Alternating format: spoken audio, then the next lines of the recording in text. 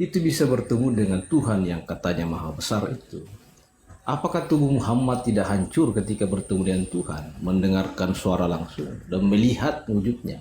Ataukah hanya memang Muhammad sekedar bermimpi saja, lalu kemudian berdongeng? Silakan. Oke, baik. Baik. Jadi sama seperti Nabi Musa alaihi salam, walamma ja'a Musa limiqatina wa kallamahu rabbuhu qala rabbi arini anzur ila, bertemu langsung dengan Allah, tetapi dikatakan berhadapan gitu ya. Kenapa demikian? Karena tidak pantas kemudian manusia itu berbicara langsung. Tidak pantas kemudian manusia itu bertemu langsung dengan Allah, bertatap wajah langsung dengan Allah, itu tidak pantas. Kenapa demikian? Makanya Al-Quran mengatakan dalam surah Asy-Syura ayat 52, Allah subhanahu wa ta'ala menerangkan ayat 51, maaf, di situ diterangkan bahwasanya tidaklah pantas bagi manusia, termasuk Rasulullah Muhammad sallallahu alaihi wasallam, berbicara langsung kepada Allah kecuali melalui perantaraan wahyu dari belakang tabir atau dengan mengutus utusannya. Nah, Nabi Musa alaihissalam itu sama seperti Rasulullah, berhadapan langsung dengan Allah, tapi tidak langsung dengan wujud, tapi dengan tabir. Walamma ja'a Musa limikatina wa kallamahu rabbuhu qala rabbi arini anzur ilaik qala lan tarani, kamu wahai Musa tidak akan sanggup melihat aku. Tapi Allah sedang berbicara langsung nih dengan Nabi Musa. Tapi apakah kemudian Nabi Musa mati? Tidak. Kenapa? Karena tidak melihat wajah Allah. Begitulah yang dialami Rasulullah Muhammad sallallahu alaihi wasallam. Jadi ada nabi yang berhadapan langsung dengan Allah tapi tidak face to face, dalam arti kata wajah wujud bertemu langsung, enggak. Yaitu Nabi Musa dan juga Nabi baginda Rasulullah Muhammad sallallahu alaihi wasallam. Makanya dikatakan di dalam Ulangan 18 nomor 18, kitabnya orang Yahudi yang diambil oleh agama Ortodoks, dikatakan bahwa akan ada nabi yang sama seperti engkau wahai Musa. Aku akan membangkitkan seorang nabi yang sama seperti engkau Musa, berhadapan muka dengan aku, berhadapan dengan aku langsung perantara. Nah, Allah subhanahu wa ta'ala sabar. Allah memberikan perintah kepada Rasulullah Muhammad sallallahu alaihi wasallam menerima salat tanpa perantara. Allah yang memerintahkan langsung salat itu. Assalamu alayka ayyuhan nabiyyu wa rahmatullahi wa barakatuh. Segala pemeliharaan dan pertolongan Allah untuk wahai Nabi. Begitu pula rahmat Allah dan segala karunia-Nya. Ini tanpa perantara. Allah langsung yang kemudian memberikan wahyu. Sama seperti Nabi Musa, Allah langsung yang memberikan wahyu kepada Nabi Musa. Jadi dua nabi ini sama-sama berhadapan langsung tetapi tidak melihat wajah Allah. Demikian. Oke. Silakan kalau masih ada pertanyaan sebelum saya bertanya dengan satu pertanyaan. Itu kan ada dialog di situ ya. Assalamualaikum ayuhan nabiyyu. Itu adalah ungkapan adalah ungkapan verbatim. Makasih sayang. Ungkapan verbatim yang sifatnya materialistik. Berarti ketika Tuhan menjawab itu, apakah sifat jawaban Tuhan itu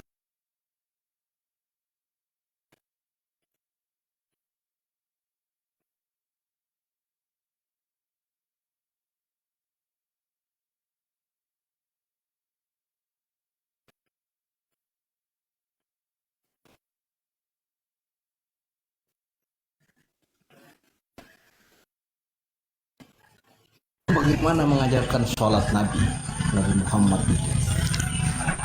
Apakah dipraktekkan atau gimana? Iya, baik. Jadi kalau terkait dengan sholat, berarti dia ketemu. Terkait dengan sholat, itu adalah ibadah yang diterima langsung dari Allah. Jadi ilham yang masuk ke dalam diri Rasulullah Muhammad sallallahu alaihi wasallam yang kemudian menggambarkan tata cara sholat itu. Makanya Rasulullah setelah menerima ini turun kembali ke bumi. Apa yang dikatakan oleh beliau? Sallu kama ra'aitumuni usalli. Wahai kalian umatku, salatlah kalian sebagaimana kalian melihat aku salat. Jadi Rasulullah Muhammad SAW menerima perintah ini langsung dari Allah. Kalau misalnya dikatakan apakah Allah mempraktekkan, Allah bukan makhluk. Sekali lagi saya katakan Allah bukan, Allah Khalik, dan Rasulullah Muhammad SAW tidak melihat wajah Allah. Tetapi antara komunikasi dengan Allah tanpa melalui perantara, antara Allah dan juga Rasulullah itu tanpa perantara, antara hamba dan kekasihnya, baginda antara Allah dan kekasihnya Rasulullah Muhammad.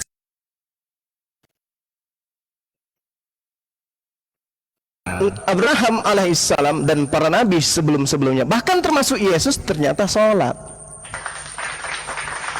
Saya sebetulnya tertarik sebetulnya dengan konsep di Islam ini, walaupun kan ortodok ya, bahwa wahyu itu langsung dari Tuhan, ya kan, tidak melalui perantara lagi. Tetapi ketika sudah masuk dalam wilayah hal-hal yang sifatnya teknis dalam bahasa umum, dalam bahasa Muslim sering kita dengar dengan syariat atau furu, katakanlah sholat. Nah, ini yang perlu detail harus dipahami oleh orang di luar Islam, termasuk kami. Apakah betul original syariat yang diperintahkan oleh Tuhan Yang Muhammad itu sama dengan yang sekarang? Karena kalau hanya sekedar menerima perintah, bagaimana Tuhan memberikan perintah itu? Cara Tuhan memberikan perintah kepada Nabi, apakah Tuhan menampakkan zatnya, memperagakan sholat itu atau bagaimana? Kalau jawabannya tadi belum terlalu jelas dari pertanyaan saya, dari mana Muhammad mengetahui cara sholat itu, berdiri, angkat tangan, ruku, sujud? Dari mana kira-kira? Iya, tadi saya sudah jelaskan kepada saudara, tapi mungkin ya lagi-lagi tidak dipahami ya. Wa ma kana li basharin ayyukallimahullahu illa wahya aw min wara hijab aw yursila rasulan. Jadi Allah tidak pantas kemudian berbicara langsung kepada manusia kecuali melalui perantaraan wahyu. Yang terjadi ini adalah di belakang tabir. Jadi Allah kemudian memberikan perintah salat itu di balik tabir. Yang tahu hanya Allah dan juga hanya Allah yang tahu dan baginda Rasulullah Muhammad sallallahu alaihi wasallam. Tidak ada orang yang bisa paham di sana. Karena ini adalah dimensi Siratul Muntaha, ketika Allah mengajak hambanya baginda Rasulullah Muhammad sallallahu alaihi wasallam sampai ke tempat itu. Sama seperti Nabi Musa kemudian menerima. Apakah kemudian ketika dikatakan di Keluaran 33 nomor 20, tidak ada manusia yang bisa hidup melihat Tuhan? Itu data. Lalu Musa bertemu siapa kalau begitu? Kan dia bercakap-cakap. Dia bertemu dengan siapa? Itulah yang dimaksud di balik tabir. Illa wahyan aw min wara. Jadi ada pembatas antara esensi pencipta dengan esensi makhluk. Ada pembatas. Tapi kemudian Sang Khalik sendiri ini yang kemudian kontak dengan hambanya tanpa melalui perantaraan. Hanya dibatasin oleh batas. Batas apa itu? Wara, hijab, ada penghalang. Tidak bisa bertatap langsung. Kenapa? Karena dimensi Allah dan dimensi makhluk itu tidak sama. Seperti itu, Bang. Jadi terkait dengan sholat, Allah mewahyukan kepada Rasulullah. Rasulullah kemudian diberi tugas untuk mengajarkan sholat itu. Niatnya, bacaannya, gerakannya, sallu kama ra'aitumuni usalli. Sholat kalian seperti mana, sebagaimana kalian melihat aku sholat.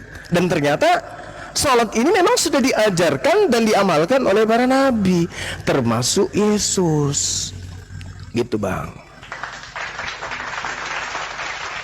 Satu pertanyaan lagi sebelum saya balik nanya. Silakan.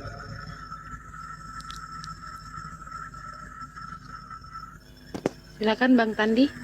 Masih ada pertanyaan? Satu lagi disiapkan. Pertanyaannya buat Gurunda sebelum Gurunda bertanya. Balik. Silakan Bang Tandi. Bang Tandi. Oke, baik. Saya rasa pertanyaan sudah sangat banyak.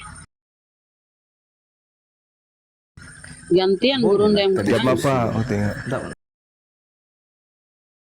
Enggak apa-apa. Bila bertanya nanti Gak apa-apa, tanya aja lagi jawab. satu.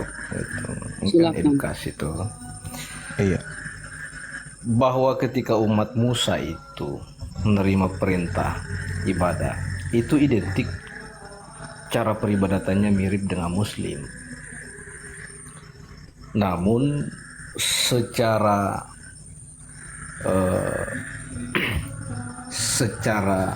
tertulis Musa itu tidak menjelaskan bagaimana caranya dia menerima perintah itu. Coba buka di Bible, itu kesulitan kita menemukan bagaimana apa dasarnya sehingga Yahudi melaksanakan ibadah di sinagog itu mirip dengan Muslim.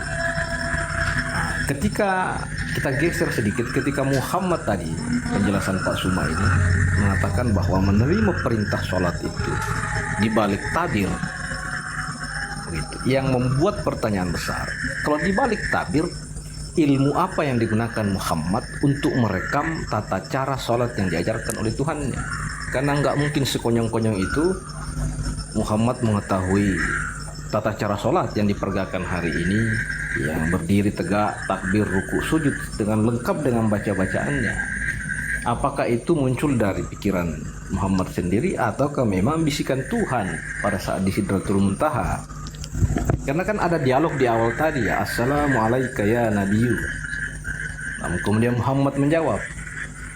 Jawabannya gimana ya kita nggak tahu. Apakah jawabannya Waalaikumsalam? Ya kan? Berarti ada dialog. Nah, selanjutnya pasti ada interaksi lagi, termasuk pada saat pengajaran tentang tata cara sholat itu. Sekian, silakan. Oke, baik. Jadi Allah memberikan petunjuk, memberikan ilham terkait itu. Ya, jadi ketika diberikan ilham kemudian maka Rasulullah Muhammad SAW dengan ilham itu mampu kemudian melakukan satu rutinitas ritual, yang mana rutinitas ritual itu kemudian menjadi satu kaidah di dalam menjalankan syariat Islam, yaitu sholat. Jadi ketika kemudian dikatakan sallu kama ra'aitumuni usalli, berarti Allah telah mengilhamkan kepada Rasulullah dengan tata cara demikian. Bagaimana cara Allah kemudian menyatakan salatnya harus seperti itu, kita tidak bisa menjelaskan sampai sedetail yang Anda inginkan. Kenapa? La yus'alu amma yaf'al. Allah yang memiliki pekerjaan untuk mengajarkan kepada hambanya Rasulullah Muhammad SAW. Sehingga Rasulullah kemudian merekam itu dan mempraktikkan itu dan mengajarkan itu. Legalitasnya jelas. Qul in kuntum tuhibbunallah, jika kalian cinta kepada pencipta langit dan bumi, fattabi'uni, maka ikutlah denganku, ikut cara salatku dan seterusnya. Nah, ini dari Allah kepada Rasulullah kepada kami umatnya. Itu jelas, itu terinci gerakannya, bacaannya, dan tanpa keraguan. Sama seperti perintah ibadah kepada Nabi Musa. Nabi Musa punya ritual, Yesus punya ritual. Siapa yang dicontohkan? Yesus, Musa dengan gerakan-gerakan seperti itu, berdiri lalu ruku lalu sujud sampai ke lantai. Itu siapa yang dicontohkan? Ini pertanyaan yang seirama, tapi tidak usah dijawab ya, karena itu percuma. Giliran saya bertanya satu pertanyaan dan tolong dikembangkan dan dijawab dengan jujur seintelektual mungkin. Ini pertanyaan yang sangat sederhana dan sering saya ajukan kepada teman-teman Kristen. Tapi mereka rata-rata hanya membual, berdusta, melilit lidah dan seutuhnya hanya seperti ular kobra yang sedang mendesis. Pertanyaan saya, Bung, sebagai ortodoks, Yesus mengaku di dalam Matius 15 nomor 24, aku diutus hanya kepada domba. Artinya domba itu adalah Bani Israel. Yeremia 50 nomor 17 Bani Israel. Yeremia 23 nomor 2 nomor 3 Bani Israel. Yeremia 31 nomor 31 sampai 36 hanya untuk Bani Israel. Nah, Yesus mengaku diutus domba itu adalah Bani Israel, Bani Yakub domba itu. Aku diutus hanya kepada domba. yang sesat, bukan yang hilang, yang sesat dari umat Israel. Mau ortodoks ke, mau protestan ke, mau katolik ke, EGP, dengan itu semua. Yang jelas Yesus mengaku dia diutusannya kepada domba dari Bani Yakub. Anda ortodoks, saya mau tanya Anda melakukan ritual-ritual yang dilakukan oleh Yesus, apa legalitasnya? Sementara Anda orang Indonesia, Anda bukan Bani Israel. Silakan.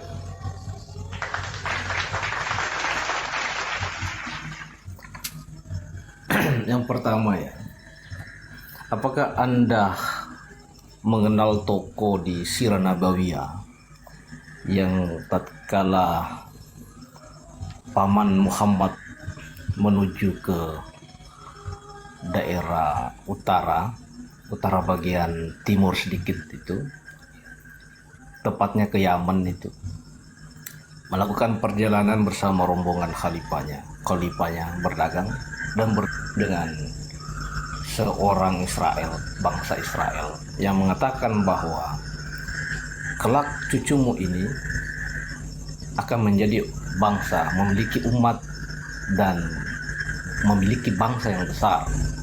Kira-kira tepatnya ingin menyampaikan bahwa kelak cucumu ini punya umat, punya pengikut yang besar. Nah, tokoh itu adalah Kristen Ortodok yang mendiami Syria hari ini. Lalu kemudian ajaran Ortodok itu tidak hanya sampai saja di daerah Timur Tengah, tetapi ketika perjalanan masuk ke Nusantara, setelah para pengusaha Gujarat menyebarkan Islam di kerajaan di Aceh, Samudra Pasai, lalu masuk ke Nusantara. Setelah itu ada penjajah masuk membawa gospel glory dan gold.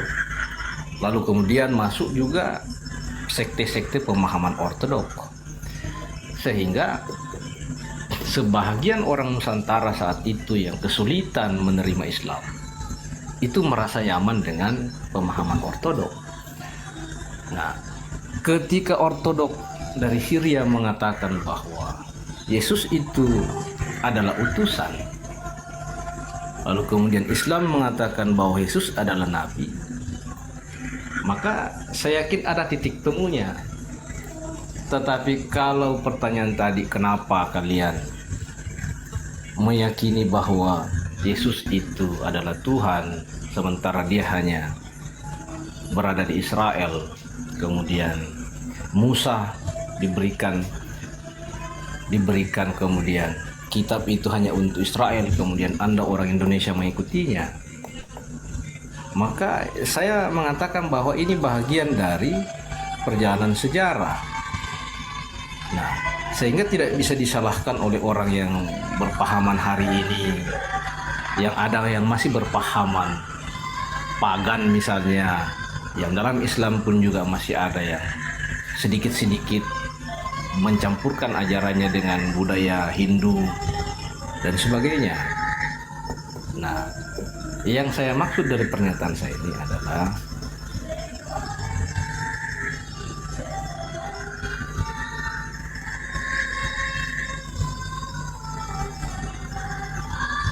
ya, gimana Pak? Saya menanti loh. Menanti sebuah jawaban juga. oke. Nah, Apa?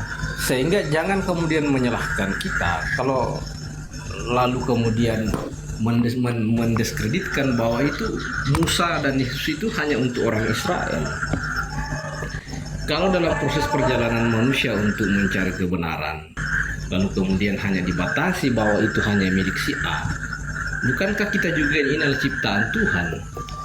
Apakah dengan itu kita mencoba memparsialkan Tuhan bahwa Tuhan hanya berlaku kepada orang Israel, tidak berlaku kepada orang Indonesia? Sehingga pertanyaan yang disodorkan itu cukup mendiskreditkan umat manusia. Terima kasih untuk sementara.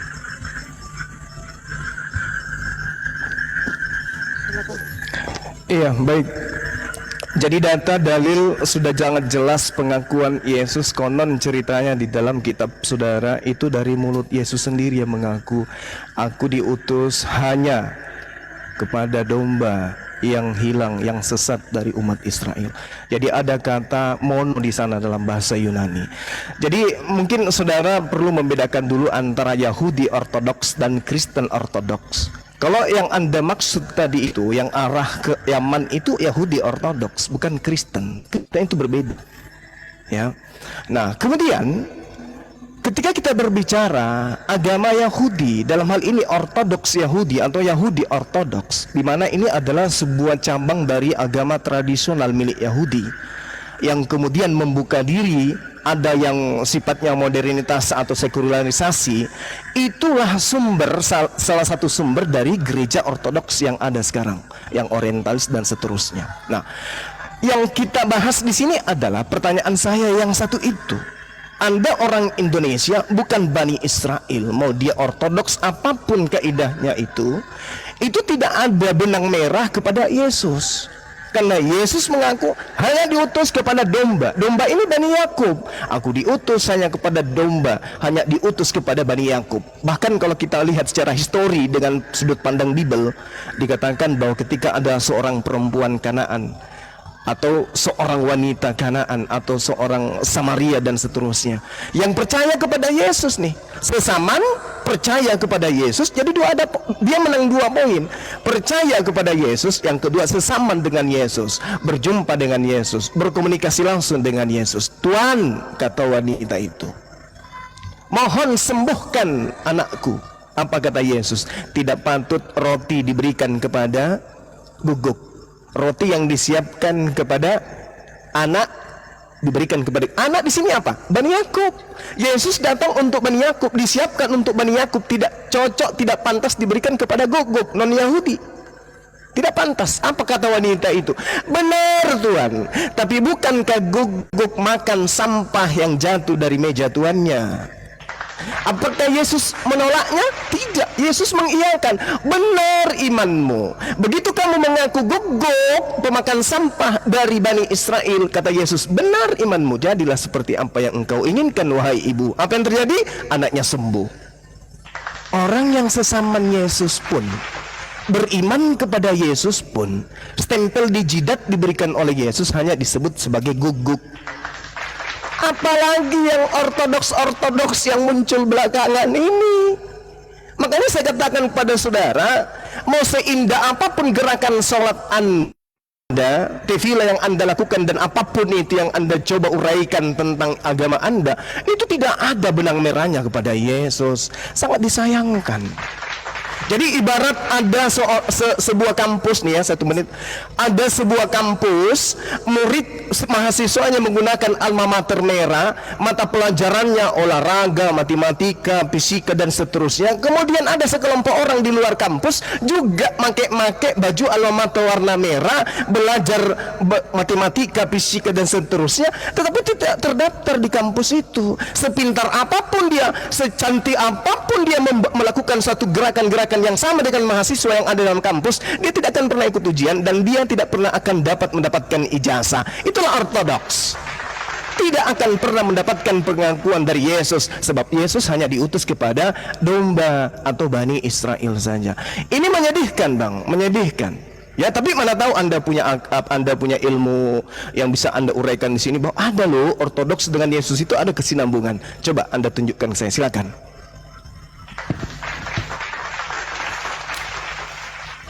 Ada dalam ortodoks itu masih ada sekte.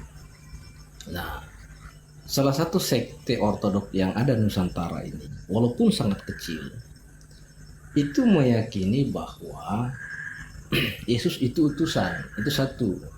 Yang kedua, tidak kemudian menjadi dogma di dalam sekte ortodoks yang sebagian ada di Nusantara ini, konsep Trinitas itu dulu.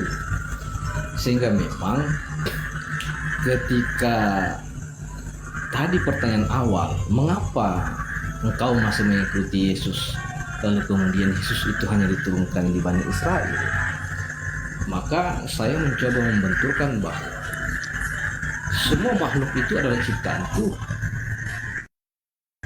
Tatkala kami meyakini bahwa Yesus itu adalah utusan, bukankah itu ada kesamaan dengan teman-teman Muslim? Jangan lalu kemudian didiskreditkan bahwa tetap kalian salah.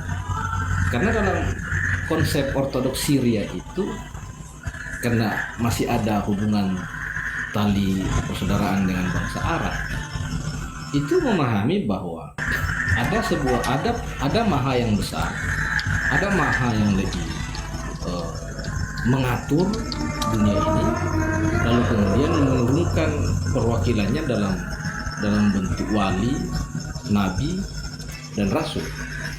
Pemahaman ortodoks Syria itu dalam sekte tertentu mengatakan bahwa Yesus Kristus itu adalah utusan. Cuman di dalam peribadatan kami itu memang jauh berbeda dengan Yehuda, bangsa Israel, berbeda dengan Protestan, Katolik, Advent, juga tentu berbeda dengan Islam. Tetapi dalam konsep ketauhidan menurut bahasa Islam itu ada kemiripan, hanya persoalan furu saja, ini persoalan syariat saja yang berbeda, karena kami tidak seperti dengan Islam. Tetapi yang saya ingin katakan bahwa apakah memang kami tidak memiliki setitik ruang yang kecil atas surga yang disediakan Tuhan di hari kemudian, ketika kami mengimani bahwa Yesus itu adalah utusan dan Yesus punya Bapa? Cukup dulu kali Pak, bagaimana? kayaknya nggak pakai data. Iya, narasinya membingungkan. Lanjut Guru dah. Sekali lagi Bang, saya ngerti ya. Saya ngerti tentang Kristen Ortodoks itu, mereka juga punya ibadah, mereka juga maghrib, mereka juga zuhur, sa'atus sadis, sa'atus tasis, dan seterusnya. Saya paham tentang Ortodoks, saya ngerti. Tetapi semirip-miripnya dengan Islam, kemudian Ortodoks Syria itu kita harus tahu akarnya dulu. Akarnya nih yang harus kita tahu. Ortodoks Syria mungkin di sana juga adalah pecahan dari Ortodoks Yahudi. Lalu kemudian mengajarkan pola yang ada di dalam Kejadian 17 adalah non-Yahudi yang hidup di tengah-tengah orang Yahudi, mereka harus tunduk kepada hukum Taurat. Itu harus dipahami dulu. Nah sekarang kita di Indonesia, teman-teman Ortodoks yang ada di Indonesia, pertama bukan orang Syria, bukan pecahan dari Ortodoks Yahudi, bukan hidup di tengah-tengah orang Yahudi. Lalu apa dasarnya kemudian? Nah ini dia. Ketika kemudian Yesus mengatakan, aku diutus hanya kepada domba yang hilang dari Bani Israel. Al-Quran juga menarasikan tentang sosok manusia yang kami sebut Nabi Isa. Wa isqala Isa bin Maryam, ya Bani Israel, inni rasulullahi ilaikum. Aku diutus hanya kepada kalian, wahai Bani Israel. Dan Rasulullah tidak pernah melakukan penelitian tentang itu. Tahu-tahu di akhir zaman sekarang ini, kita membaca Bible Matius 15 nomor 24 itu, Yesus mengaku betul, aku diutus hanya kepada domba yang sesat dari Bani Israel saja. Al-Quran menarasikan Nabi Isa untuk Bani Israel, kami beriman. Yesus hanya untuk Bani Israel, Anda tidak beriman. Ini payah ini Bang. Nah, kami umat Islam tidak sah keimanan kami kalau kami tidak beriman kepada sosok yang datang tanpa ayah, yang datang mengajarkan Bani Israel kembali kepada hukum Taurat, di mana untaian apa yang termaktub terhadap pesan-pesan beliau kepada Bani Israel kami sebut dengan hikmat Injil.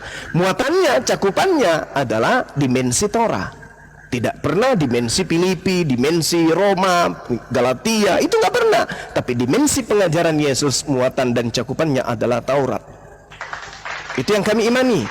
Lagi-lagi di zaman sekarang kami belajar Bible, ternyata Yesus memang tidak mengajarkan perjanjian baru. Yesus disibukkan dengan kitab para nabi, disibukkan di sinagoge beliau pada hari Sabat di tempat kelahirannya mengajarkan kitab Nabi Yesaya dan seterusnya, Taurat, Mazmur dan seterusnya. Tidak pernah mengajarkan surah-surah Paulus.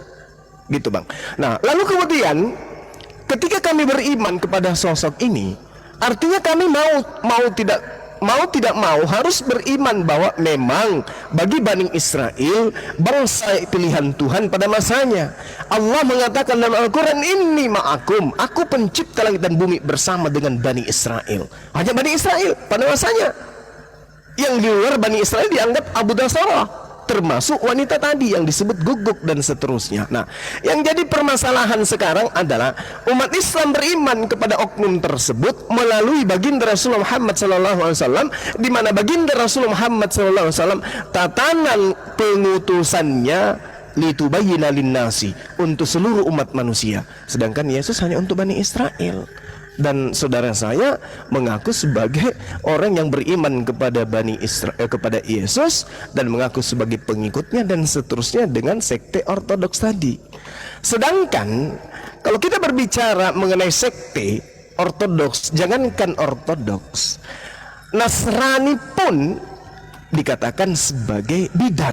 Di dalam Kisah Para Rasul 24 nomor 5 jelas sekali Paulus ini dikatakan sebagai tokoh dari agama Nasrani, bukan ortodoks tapi Nasrani. Itu Paulus. Tetapi kaum Yahudi pada masa itu mengutuk beliau. Bahkan kalau Anda jeli membaca di dalam Kisah Para Rasul 21 nomor 21 seterusnya sampai nomor 25, di situ saudara bisa 21 ya. Anda baca satu perikop, di situ Paulus bertobat dalam mengajarkan ajaran Kristen. Bertobat dia, tidak lagi mengajarkan ajaran Kristen di data yang ada di Kisah Para Rasul 21 tersebut. Beliau bertobat, beliau ditahirkan, beliau kemudian memotong kurban pertobatan pada saat itu. Nah, ini dia. Artinya ya sekali lagi, ada tidak legalitas Yesus kepada ortodoks Indonesia? Demikian.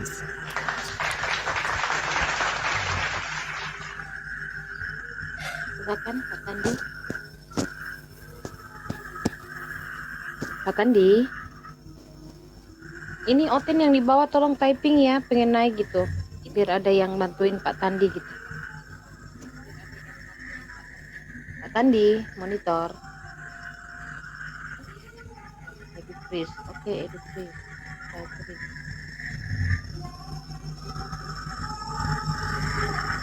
Pak Tandi, monitor Cek, Pak Tandi. Pak Tandi. Ya, diskusinya kita pakai data ya, Pak ya. Baik. Ya. Baik, menarik. Ya, jangan pakai narasi aja Ini tapi kan- pakai data.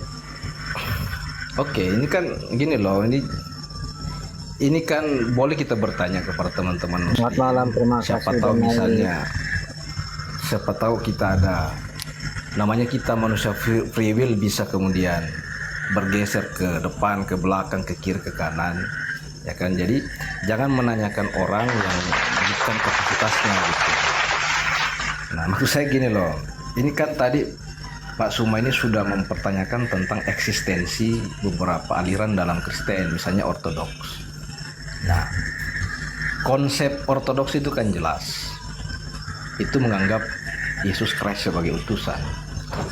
Nah, sekarang saya ingin mempertanyakan eksistensi sebuah keyakinan yang pernah diturunkan oleh Tuhan Pencipta.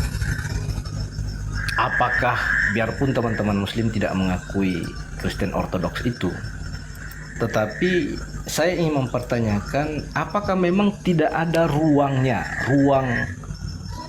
dalam kebenaran terhadap sebuah keyakinan yang mengatakan bahwa Tuhan itu Esa, kemudian Yesus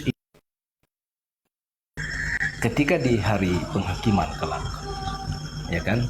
Yang pertama. Yang kedua, bukankah dalam ajaran muslim juga, misalnya kita lihat di Al-Maidah ayat 5 itu di sana berbunyi boleh muslim menikah kepada ahli kitab gitu. Nah, ahli kitab itu apakah dia Yahudi atau Nasara? Nasara yang betul-betul Nasara ya, bukan Kristen. Itu catatan garis besarnya. Ada noise. Kalau ada pengakuan boleh menikah dengan ahli kitab, jika boleh menikah dengan ahli kitab, berarti memang ada ruang yang dimana diberikan kepada sekte-sekte yang memang masih menjaga orisinal orisinal agama yang pernah diturunkan kepada mereka. Kira-kira bagaimana pandangannya Pak Suma? Terima kasih.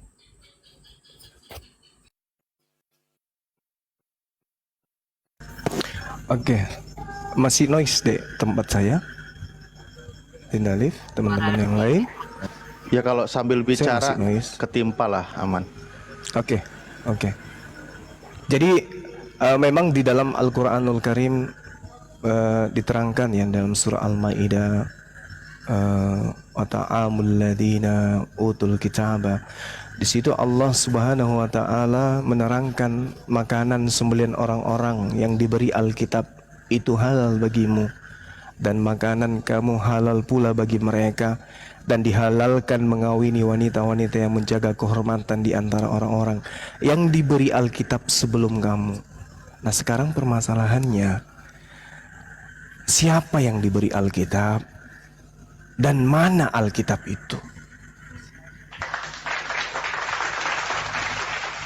Alkitab yang dimaksud di sini adalah kitab yang diberikan Allah kepada Nabi Musa, kepada Nabi Daud, dan juga kepada Nabi Isa alaihissalam.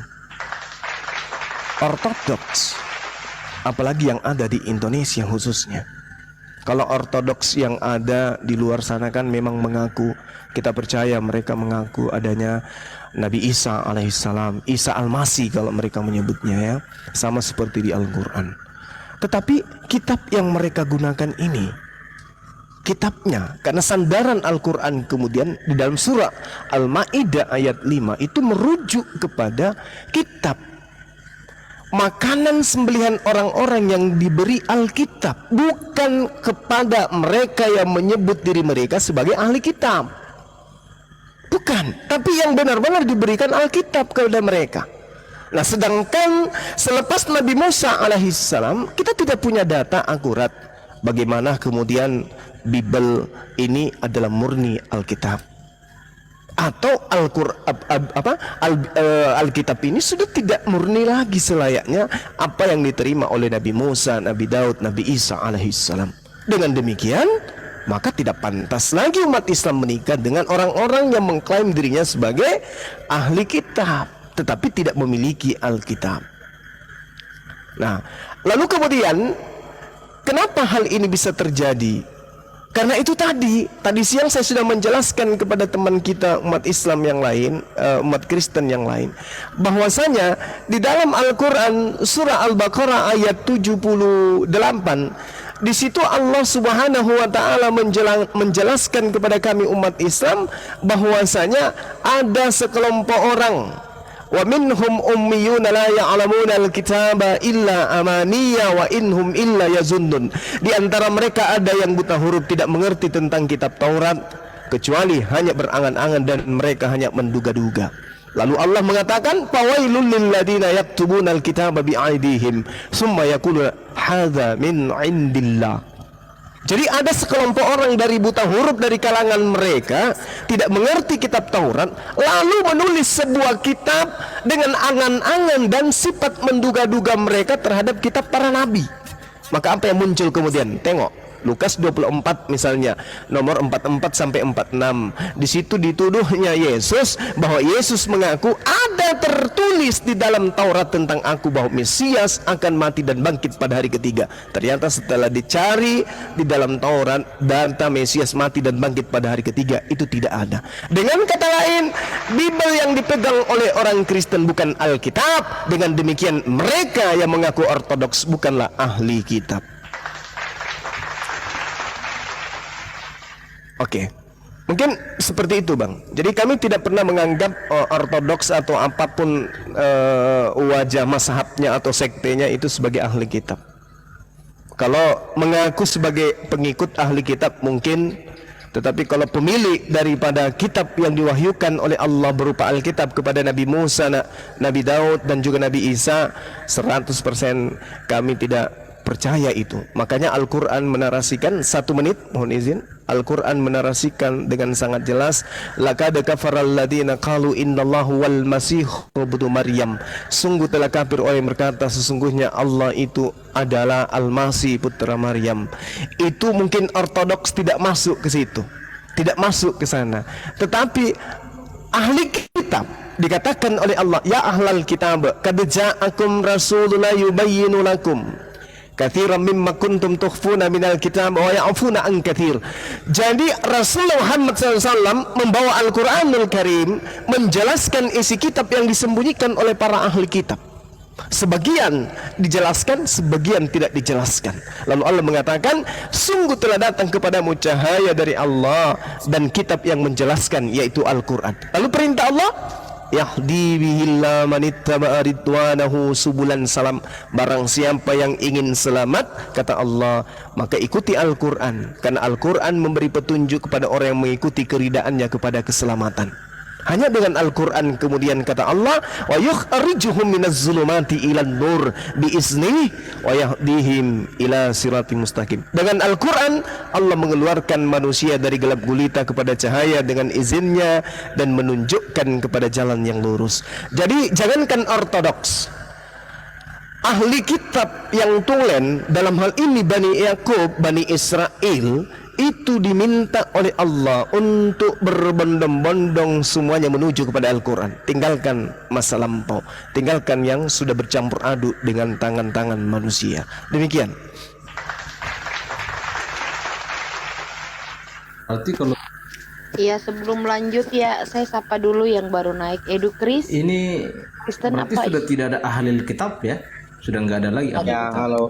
Sebentar, hostnya lagi nanya, itu Pak Edu Kris, maaf dari Kristen apa dari Islam? Ya, terima kasih. Saya dari Kristen, Pak. Oh Oke, iya, baik. standby Ya, dulu ya. lanjut. Lanjut Oke. Bang Tandi. Oke, saya ulang ya. Kalau penjelasan ini kemudian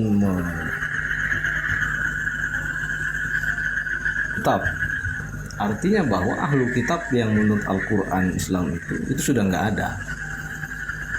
Itu gimana pandangannya itu? Iya, ahli kitab masih ada, Bung. Alkitabnya yang tidak ada.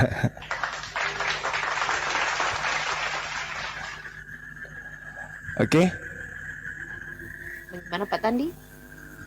Wah, itu yang agak susah dipahami.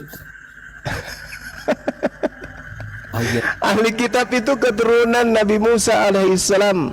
Mereka ahli kitab, diantaranya orang Farisi, orang Saduki. Mereka itu adalah ahli kitab. Keturunan Israel, Yehuda, mereka ahli kitab. Orang-orang Lewi, mereka ahli kitab. Keturunan Benyamin, mereka ahli kitab. Tapi Alkitab yang dimaksud ini adalah kitab yang didatangkan Allah kepada Nabi Musa alaihissalam, kepada Nabi Daud alaihissalam, kepada Nabi Isa alaihissalam. Mana kitab-kitab itu? Masih ada? Tak ada. Jadi yang dipakai sekarang oleh Yahudi itu apa, itu bukan kitab apa? Ya, itu kitab. Tapi apa yang menjadi jaminan kemudian bahwa itu yang diterima oleh Nabi Musa alaihissalam? Apakah dari Nabi Musa sampai ke Esra, sampai kepada orang-orang yang hidup di abad pertama, ada yang menghafal secara sanad, mata rantainya sampai si fulan membacakan ke si fulan, si fulan membacakan selayaknya Al-Quran? Atau ada yang menuliskan? Singkat sekarang, Yahudi itu apakah masih sebagai ahlul kitab dalam pandangan teman-teman Muslim? Ya, mereka adalah ahli kitab, Oke. keturunan daripada Bani Israel. Iya. Yang harus Mereka pemilik Pak Suma kitab. tahu Ulangan 30, Ulangan 33 nomor 4. bahwa ortodok yang kami paham itu menggunakan PL, bukan menggunakan Apa tuh, Bang? PL. Terima kasih. Perjanjian lama, Pak. Iya, sip. Iya. Iya, dari Septuaginta yang diterjemahkan pada abad ketiga sebelum Masehi. Ortodoks Syria itu berdirinya kapan tahu?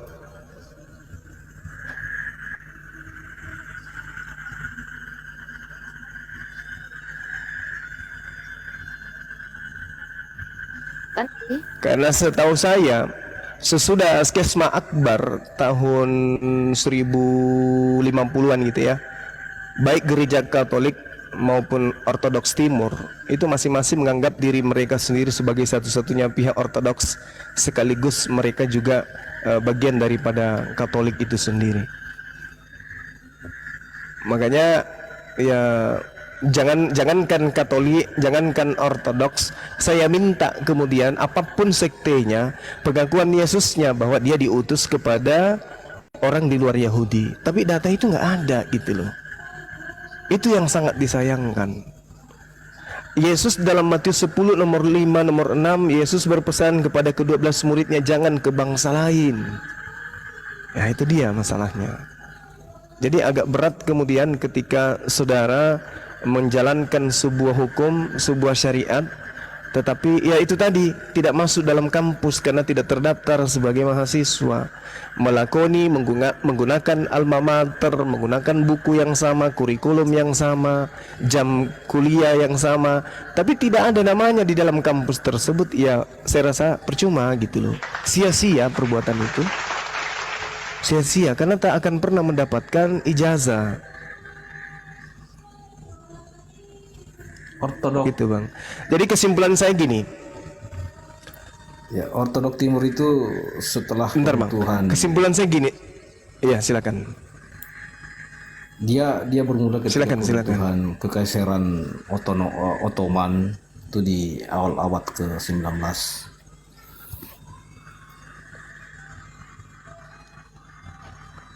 Nah itu dia. Kalau kan masih banyak nih, saya yakin teman-teman kita 3.000 orang ini nggak tahu tahun berapa tepatnya ketika berbicara abad ke-19 itu bang.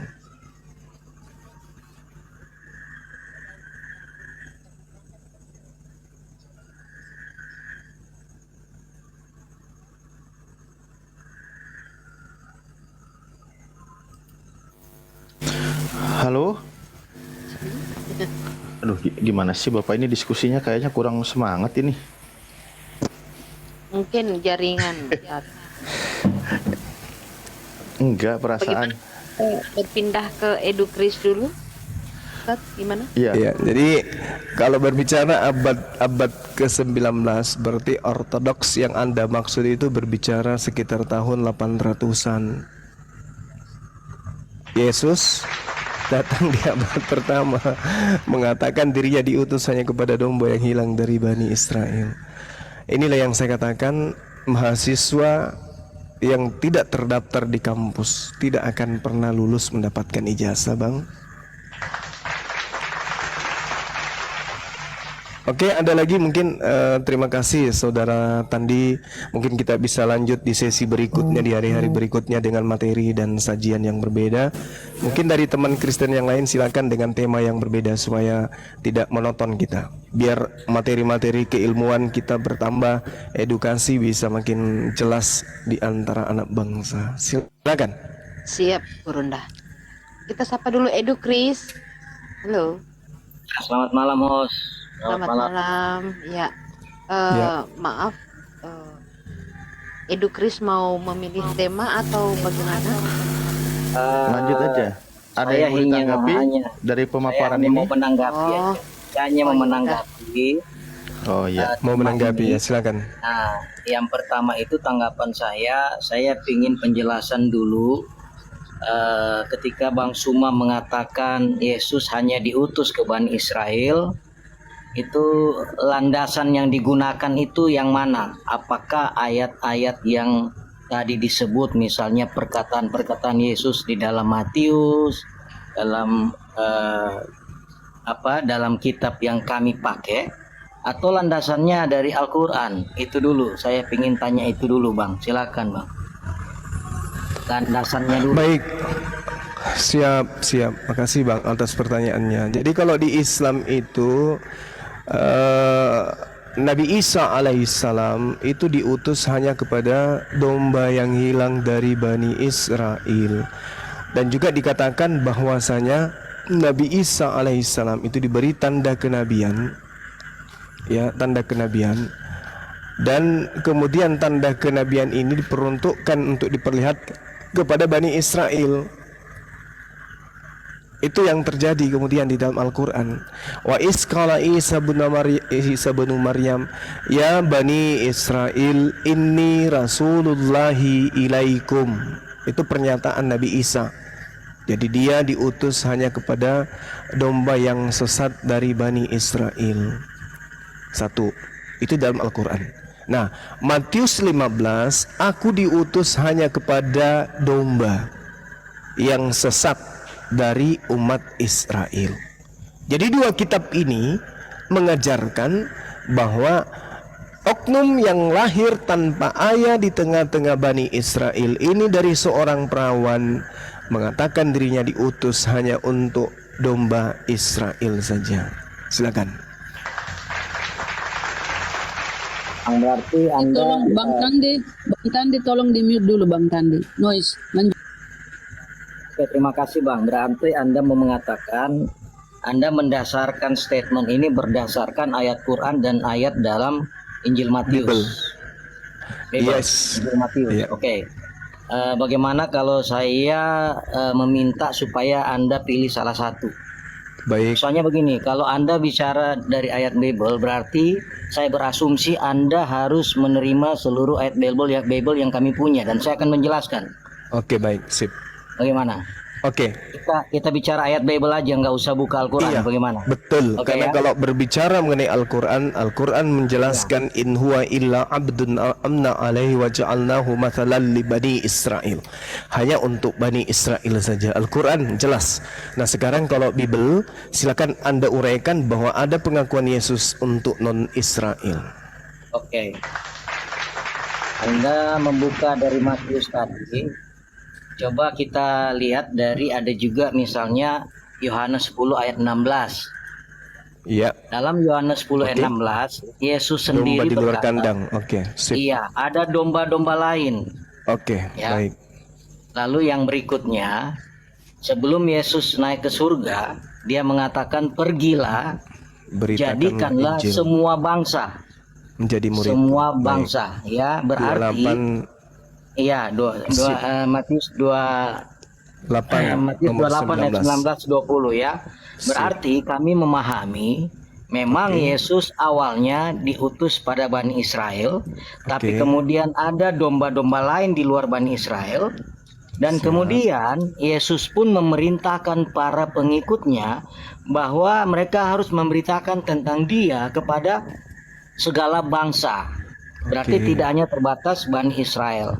Lalu kemudian Kisah Rasul pasal 1 ayat 8 juga sama. Mulai dari Yerusalem, Yudea sampai ke ujung bumi. Silakan. Oke, baik. Yang pertama yang harus dipahami dulu terkait dengan domba. Jadi ketika Yesus berkata ada lagi domba-domba lain yang bukan dari kandang,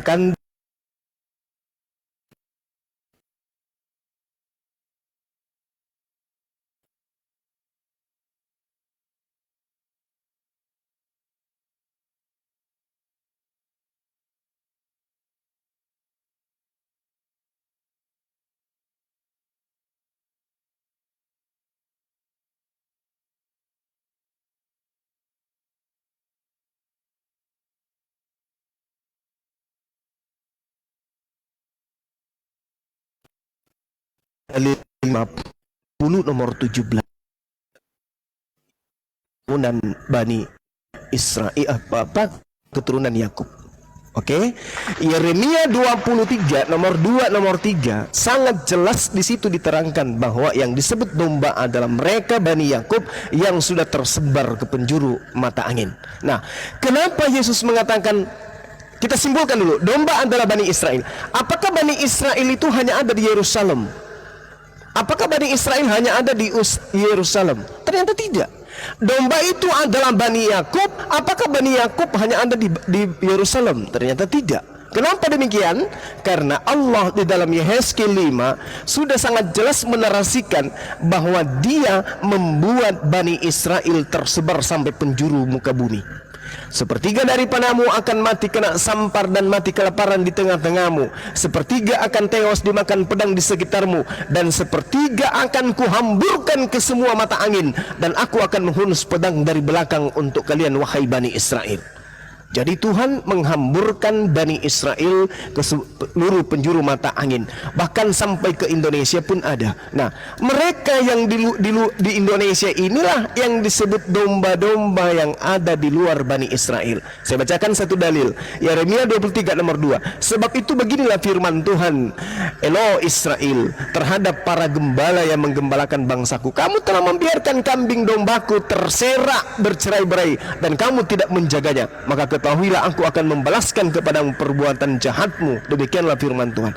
Jadi domba yang dimaksud di sini adalah Bani Israel yang sudah berserak ke seluruh penjuru bumi. Ini yang Anda harus pahami. Dan aku sendiri, aku Tuhan, dalam Yeremia 23 nomor 3, aku sendiri Tuhan akan mengumpulkan sisa-sisa dari kambing dombaku dari segala negeri kemana aku menceraikan mereka. Jadi memang domba itu ada di luar di luar Yerusalem, di luar Palestina ada.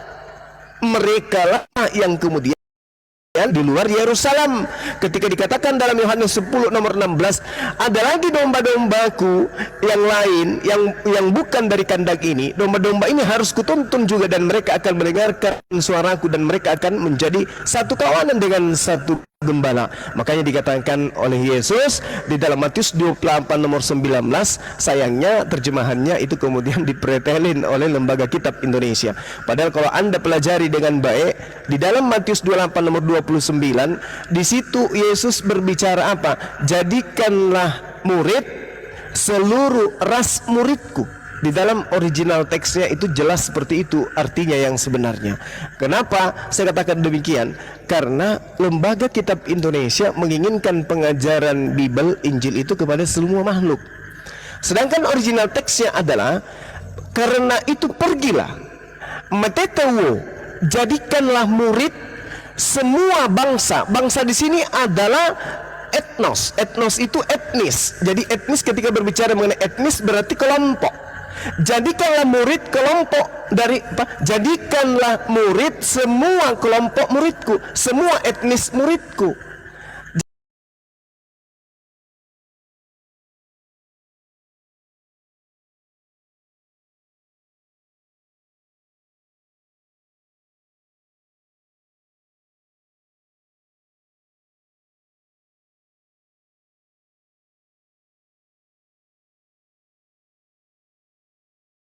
Demikian.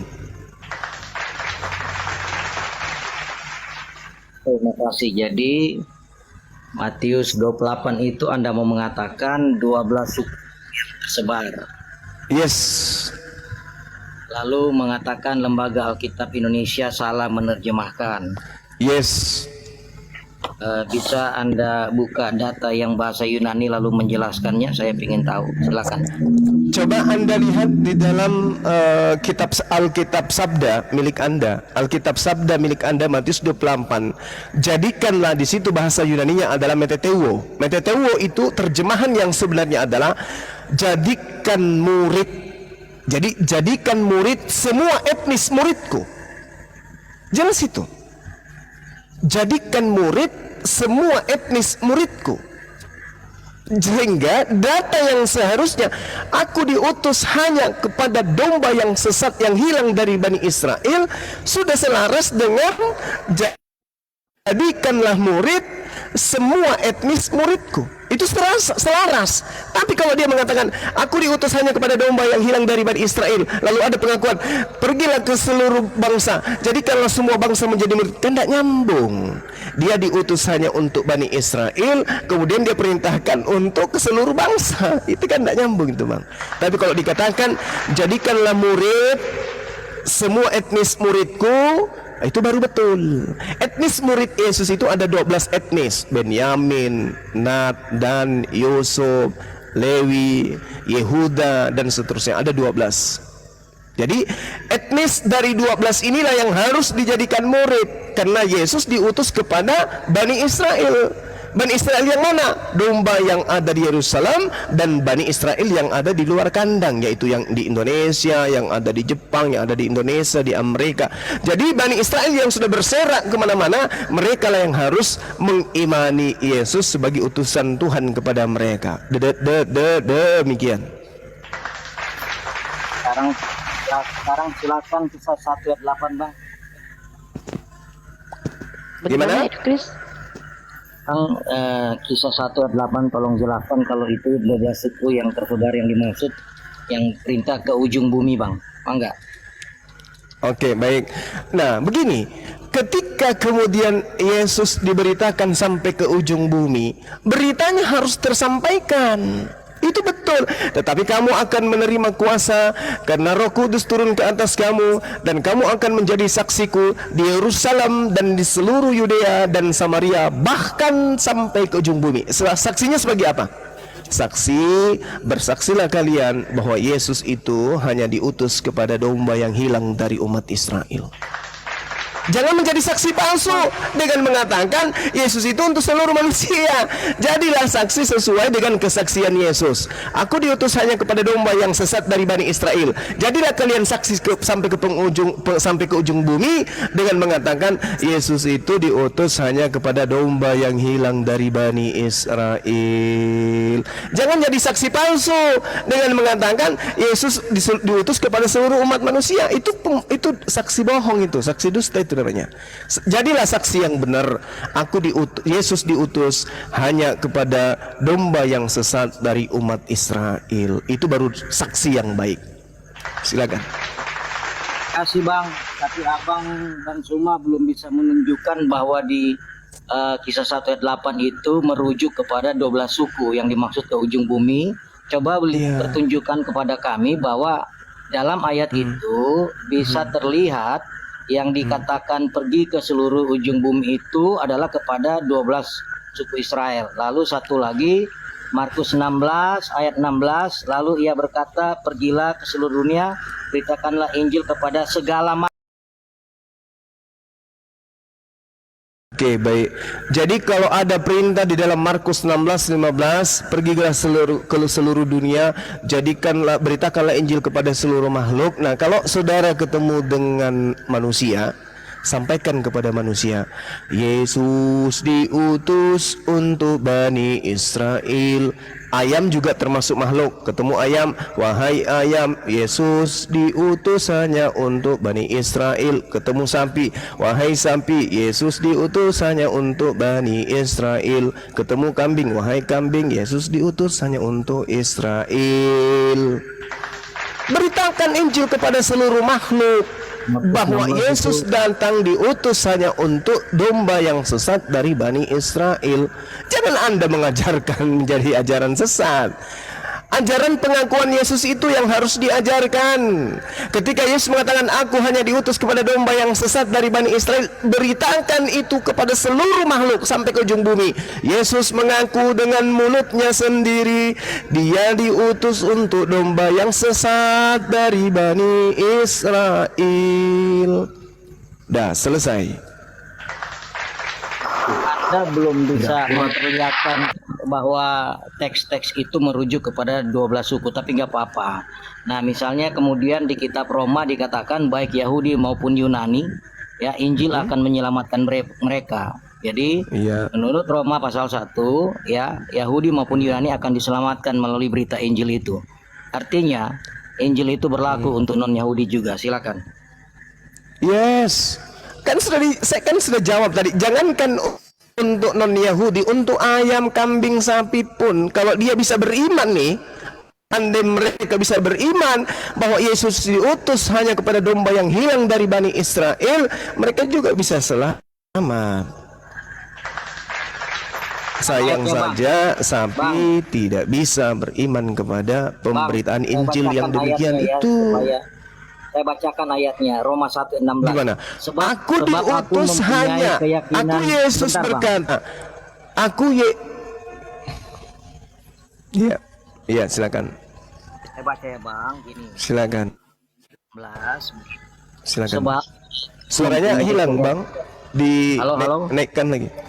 Halo. Iya. Dengar? Iya, halo. Ya. Roma 1 ayat Halo, 16. halo, iya. Roma 1 ayat 16. Sebab Ya. aku mempunyai keyakinan yang Siap. kokoh dalam Injil, karena Injil adalah kekuatan Allah yang menyelamatkan setiap orang yang percaya, Pertama-tama orang Yahudi, Yahudi. tetapi juga orang Yunani. Tetapi Artinya juga orang Yunani. Injil juga untuk orang Yunani, Bang. Iya, Ya kan, oke. Bang? Oke, pertanyaan saya. Yang punya keyakinan ini siapa? Roma 1:16, sebab aku mempunyai keyakinan yang kokoh dalam Injil. Ini siapa yang ngaku seperti ini? Yesus Baik, kan? Bang, saya jawab. Baik, Bang, saya jawab. Sebentar Iya, ya, jangan siapa? dipotong ya, Bang. Siapa, Pak? Tadi kita sudah sepakat, Abang mau bicara ini dari kitab kami, oke? Kalau Abang Iya. protes Iya, ini makanya tidak saya benar, tanya, Bang. Sebentar, Bang. Maka aku Aku bilang jangan potong mempunyai dulu, Bang. keyakinan. Bang, jangan potong dulu, Bang. Makanya aku Karena bilang tolong jangan potong. pertanyaan dulu. Jangan saya potong Anda dulu, tidak Bang. jawab. Bang, jangan Aku potong dulu, mempunyai Bang. keyakinan. Jangan- Yang mempunyai Bang, keyakinan jangan di sini potong. siapa? Bang, iya aku mau jawab, Abang jangan potong dulu. Aku udah bilang tadi, di awal kita sudah sepakat kita akan berbicara tentang ayat-ayat yang tertulis dalam kitab Ya, kami. memang sepakat. Nah, Memang kalau sepakat Abang kita. protes itu, Abang mengatakan Saya tidak protes, sah. saya bertanya, yang mengaku aku mempunyai keyakinan ini siapa? Ini tulisan Rasul Paulus, Bang. Oke? Bukan saya tidak tanya ini tulisan siapa. Saya tanya yang mempunyai keyakinan kokoh dalam Injil ini siapa? Paulus, Bang. Rasul Paulus. Rasul Paulus. Ya. Iya, Paulus memiliki keyakinan bahwa kekuatan Injil itu adalah kekuatan Allah yang menyelamatkan setiap orang yang percaya, pertama-tama dari Yahudi Ya, sampai kepada Yunani. Pengakuan Paulus kan? Oke. Nah, sekarang pengakuan Yesusnya yang mengatakan aku diutus untuk orang Yunani mana? Iya. Silakan. Kan Yesus mengaku diutus untuk orang Yahudi. Iya, Bang. Pengakuannya untuk orang Yunani mana? Abang dengar dulu, Bang. Ya. Biar aku. Tadi Abang Suaranya bisa kecil, baik-baik. saudaraku. Ya, halo Bang. Tadi kawan kita Abang Pertanyaan bisa saya dengar juga dia. didengar baik-baik. Iya, saya udah dengar. Bicara Hanya panjang untuk lebar Bani Israel. menjelaskan. Oh, saya Pengakuan Abang Yesus Abang untuk potong. orang Yunani mana? Silakan. Iya, dengar Bang ya. Dengar ya. Kuping Pas saya kami- tidak cocok dengan pembodohan. Kuping Ya, saya dengar, tidak Bang. cocok dengan kebohongan. Dengar, Bang. Jadi setiap kuping saya mendengarkan kebohongan, Kenapa selalu lantas dipotong, kemudian Bang? itu Saya mau terdeteksi, jawab. Bang. Tadi Anda dengan yang Diam ortodoks dulu, bisa santai aja, membiarkan dia Napa. bicara panjang lebar. Kenapa ketika saya bicara Anda potong-potong? Tenang Anda dulu, Bang. banyak mengungkapkan kebohongan gitu loh. Lah, belum selesai bicara bagaimana Anda bisa bilang itu bohong? Pahami seluruh lengkap, Bang. Ya. Pertanyaan saya apa? Ya. Pertanyaan saya apa? Yesus mengaku diutus untuk hanya Bani Israel. Mana pengakuan Yesus untuk Yunani?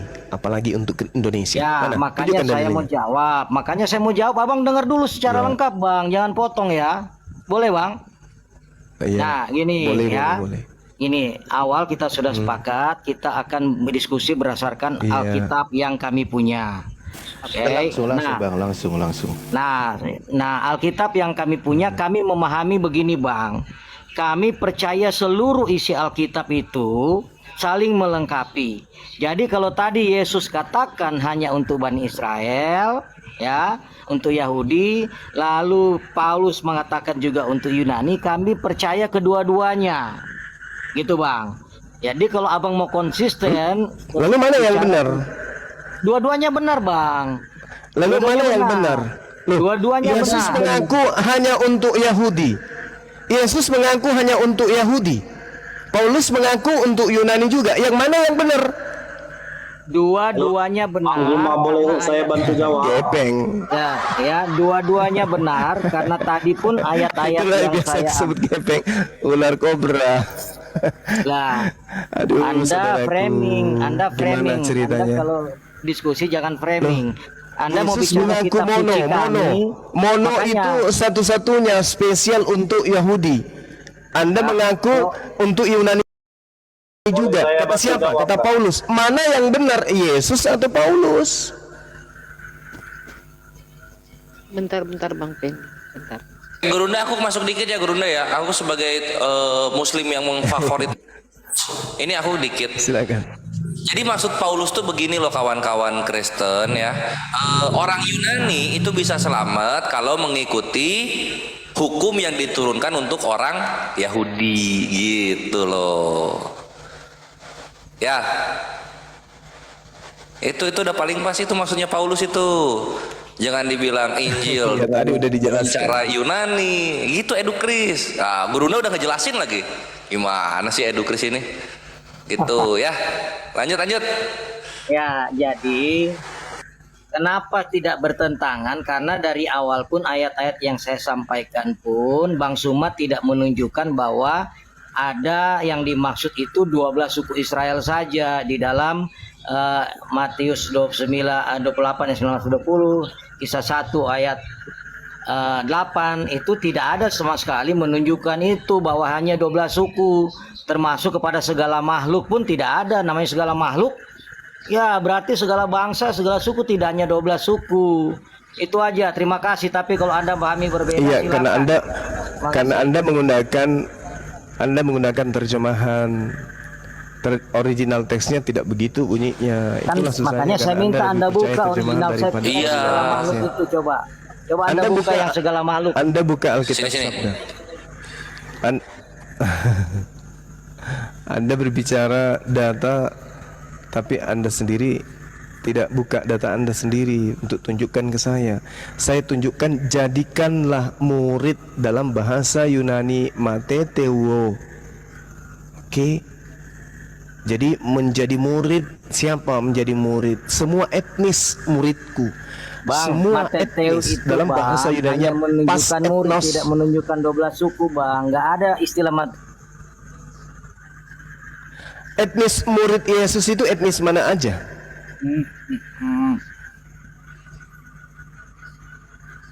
Di Etnos teks itu dalam coba. bahasa Yunani itu. Abang ngerti bahasa bangsa. Yunani ya Bang? Abang ngerti bahasa Yunani ya?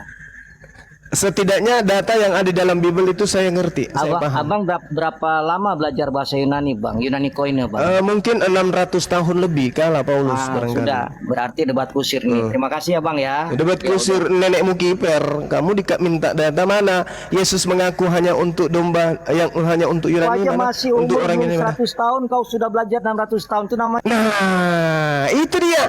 Berarti akal Anda ada sisi di mana akal Anda berfungsi. Ada Nggak ya? usah ngeles. Sisi akal Anda itu berfungsi. belajar Yunani. Sekarang coba kita Salah. deteksi. Saya mau katakan Ketika salah. berbicara mengenai hal-hal di luar Bible, otak Anda berfungsi. Ketika berbicara hal-hal Bible, otak Anda jungsang langsung. Ada apa? Ada apa dengan Bible? Saya tanya kepada saudara kan, Yesus mengaku, aku diutus hanya kepada domba yang hilang dari umat Israel. Dalil ada, Matius 15 nomor 24. Saya tanya, mana dalil pengakuan Yesus untuk orang Yunani? Apa yang Anda sajikan? Surat Paulus. Paulus ular beluda, Anda ular kobra. Bang, kita buka ya Bang, Matius 28 ayat 19 tadi ya Bang ya. La haula wala Buka ya. quwata illa billah. Matius 28 ayat 19 ya. Oke, Anda silakan. suruh saya buka. Anda suruh saya Silakan. buka Alkitab Sabda ya. Oke, silakan. Ya, Matius 28 ayat 19. Siap, siap. Istilah mateteusate itu ya. Ya. Itu CONJ 300 ya. 300 apa yang dikatakan di sana? 300 ya. Apa bahasanya? Ya, maksud saya Anda paham nggak tentang grammarnya Yunani, Bang? Aku cuma mau Allahu Anda Akbar. dulu. Satu kata mateteu itu saja, itu terjemahan Indonesianya dua dan tak terpisah dua kata itu. Jadikanlah muridku semua pas etnos. Oke? Coba Anda perhatikan itu. Makanya kalau dikatakan jadikanlah murid semua etnis muridku, cocok dengan pengakuan Yesus bahwa aku diutus hanya kepada domba yang hilang dari yang sesat dari Bani Israel. Kata mana yang Cocok. menunjukkan 12 suku, Bang? Kata mana yang menunjukkan 12 suku di situ, Bang? Etnis Akbar. Iya, Etnis silakan. itu etnos bang, tidak Nah, menunjukkan gini jumlah doang. gini mungkin Edukris nggak ngerti bagaimana Yahudi itu menggunakan bahasanya gitu. Jadi Yahudi itu kalau menggunakan kata am lalu kemudian ditambahkan mem menjadi amim, itu artinya segala bangsa Yahudi. Tapi kalau menggunakan kata goy lalu kemudian ditambahkan mem menjadi goyim, itu artinya segala bangsa non Yahudi. Ini kan noise ya? Cek. Nah, Situ kan contohnya misalnya tulisnya iya makanya kita lihat dari Yahudinya dulu gitu. Kita lihat contohnya misalnya di Keluaran 19:18. Keluaran 19 nomor 8. Seluruh bangsa itu menjawab bersama-sama, segala yang difirmankan Tuhan akan kami lakukan. Apakah seluruh bangsa termasuk dengan Yunani dan Amerika? Kan tidak, kan gitu. Nanti ada lagi misalnya di sini. Yesus 10. Yosua 10 juga itu ada segala bangsa, itu kan merujuknya ke Israel lagi gitu loh. Jadi di sini benar Gurunda, segala bangsa di sana masuknya ke bangsa yang 12 suku Israel.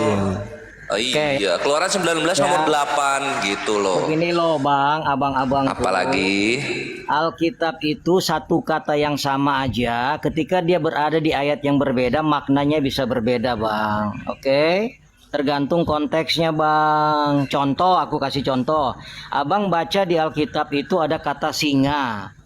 Ya, kata singa itu bisa 3 artinya bang. Singa itu kalau lihat konteks yang satu bisa berarti iblis mengaum-ngaum seperti singa. Singa yang lain bisa mengandung arti Tuhan Yesus ketika konteksnya singa dari Yehuda. Singa yang satu lagi bisa berarti singa secara letterlek, binatang yang namanya singa bang. Jadi istilah etnos itu jangan kalian pikir istilah yang sama dalam ayat-ayat yang berbeda itu maknanya harus sama. Itu aja pembelajaran buat kalian ya. Terima kasih.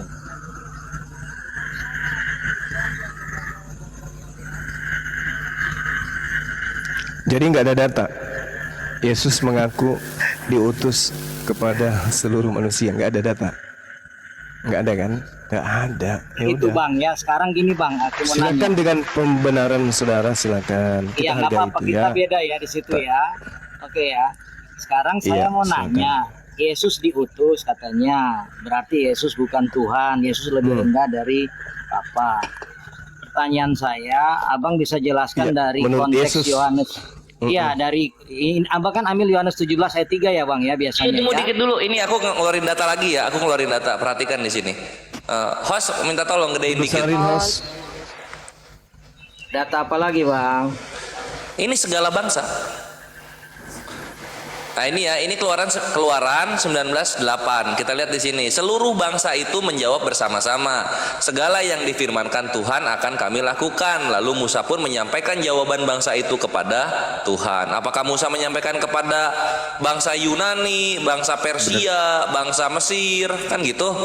Ya, masa gitu? Coba kita lihat di sininya ya. Oke, Bang. Ini segala bangsa ini. Iya, Nah, kita betul, lihat Bang. nih.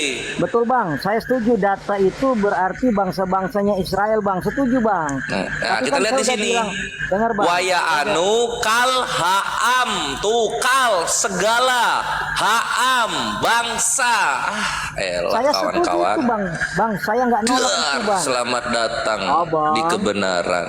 Abang, saya nggak nolak itu Udah bang. artinya Saya udah gini bilang. loh, Gurunda sesuai dengan yang tertulis, Edukris sesuai dengan asumsi mis gitu. Enggak bang, Dah. dengar dulu bang. Asumsi Dengar dulu, dong. Bang. Dengar dulu bang. Udah bawa data loh saya. setuju. Saya setuju. Ah, udah itu setuju bisa. Gurunda, lanjut Gurunda. Saya setuju itu, tapi yang di perjanjian baru konteksnya berbeda ada penguat bang. lagi, Matius padahal. 28 itu Iya. konteksnya berbeda. Ya, maka saya udah bilang tadi. Coba abang Iya. buka. Loh, kalau Iya. konteksnya berbeda, Matius ular kobra 15:24 buat apa? Buat apa Matius 15:24? Hehehe. Lah, aku udah ajarin kalian satu kata yang sama belum tentu punya arti yang sama. Udah, saya udah kasih contoh tadi. Contoh kan? katanya silakan, Istilah. contoh katanya. Saya udah kasih Contoh tadi, kata. dengar baik-baik. Contoh singa. Singa. Oke, singa dalam satu ayat dikatakan seperti singa yang mengaum-ngaum. Itu artinya iblis di situ, Bang. Ayat mana? Ayat mana? Sebentar Ayat mana? ya, Abang buka ya. Singa Oh, iya. yang mau ya. Perasaan tadi gue bawa ini deh, bukan tafsir deh kalau gue. Gurunda dikit ya. Aku Iya, pengen silakan cicip-cicip silakan ya, juga. nggak apa-apa. Syukron. Coba pengen tahu singa satu yang Petrus. mengaum-ngaum tuh di mana coba? 1 Hah? Petrus 5 ayat 8. 1 Petrus 5 kita lihat. Ayat 8. 1 Petrus 5:8. Sadarlah dan berjaga-jagalah lawanmu, si iblis berjalan-jalan keliling sama seperti singa yang mengaum-ngaum. Loh, Ya. ini kan bukan apa ya? Ini kan udah perumpamaan ini. Iblis sebentar. diperumpamakan dengan singa. Iya, jadi Tertulis singa ini. itu- Iya, makanya saya bilang kalau abang nggak baca kalimatnya, abang bingung singa itu apa. Nah, dalam ayat ini Enggak bingung karena di sini di ayatnya sudah dijelaskan si iblis berjalan keliling-keliling sama seperti singa yang mengaum-ngaum. iya, jadi Udah dimaksud beres ini singa itu- sebentar, Sebentar, yang dimaksud singa itu siapa bang? Iblis ya? Iblis ya? Oke. Iya, iblis. Coba terus. Sebentar bang, sebentar ya. Kenapa bawa ayat yang udah ini gitu? Sebentar bang.